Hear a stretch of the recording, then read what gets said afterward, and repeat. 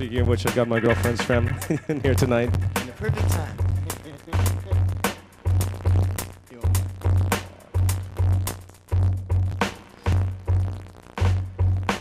Okay, let's switch up to a couple nice ones. Yeah, we got to throw them in here. It's only like 3 in the book, I think. I had to do a reading at this public library a couple months ago, and like 3 seconds before I get up there, the host comes up to mention to me that there are kids in the audience and I have to do something clean and not really mentioning sex or drugs or anything like that. And I just came with this book, so it's a challenge. Toes in the sand. Woke up as the sky spread purple. You shifted into my body smiling. Overlooking the water, slow breathing, hand on my chest, rising and falling at the same speed and rhythm, perfectly fit into one another. The sun cresting through broken clouds. It is these mornings, these rare glances at something so amazing it is almost beyond my comprehension that I feel the most alive. We are drawn to each other through the laws of physics and spirituality. Celestial bodies orbiting in the night, kindred spirits dancing in moonlight. Time is without meaning here, and for an instant, we too are timeless.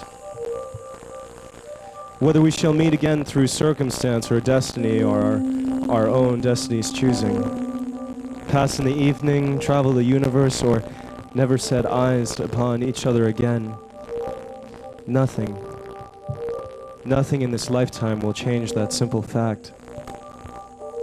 That in that moment, on a beach at the edge of oblivion, our eyes spoke soft things, too quiet to be heard except by our deepest parts. And I knew once more just what we meant.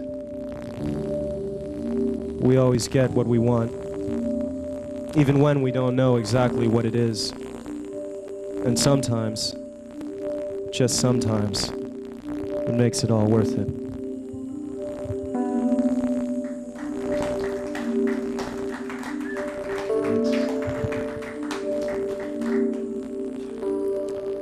Guanajuato at night.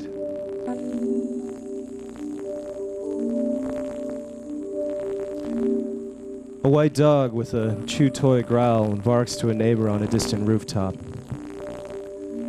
You can hear Mexicans sing Pearl Jam Black, overpowering political ranchero ballads in the Jardín, but not quite getting the guitar solos right, despite a pitch-perfect Seattle howl. Realize here that filterless cigarettes really do taste better. And a girl you told words of affection really did deserve them. In the streets tonight, they dance the cha-cha with baseball bats and slick-back ducktails, shooting glances as you duck under trees and slip your hand into another's who touched you in so many places you lost count. The stars are hidden in dust tonight. The music soars through the valley. The halogen glows like torches, and the village spreads thin and deep, quite measurably, you believe, yet still cannot grasp with your range of scope and vision. And this is, of course, a miracle, a blessing you take far from lightly.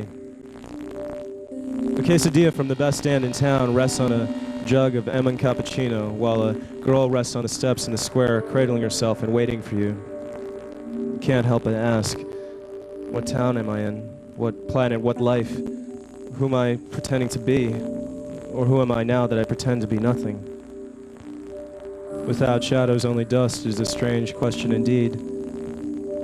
But this evening we seek no answers, as all the questions are rhetorical, asked of the wind and muddled heavens out of whimsy and humor. And when we lay down, our bodies become one, our eyes replacing sound, and hands become music. Like this valley, this town, this night, and this love, that too will be all that we need to know. Nice, guys.